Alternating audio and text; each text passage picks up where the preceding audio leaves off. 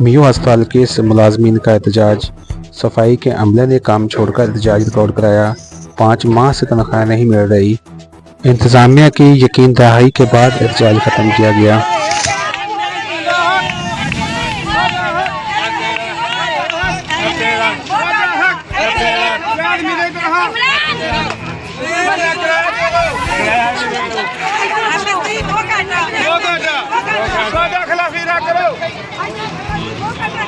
ਇੱਥੇ ਬਾਓ ਇੱਥੇ ਇਹ ਰਸਤਾ ਬੰਦ ਕਰੋ ਇਧਰੋਂ ਦੁਨੀਆ ਨਾ ਆਏ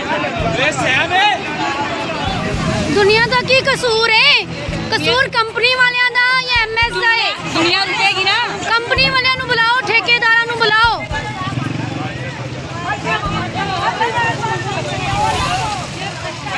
ਨਾ ਗੱਡੀ ਦੇ ਆ ਕੇ ਮਰ ਜਾਂਦੇ ਆ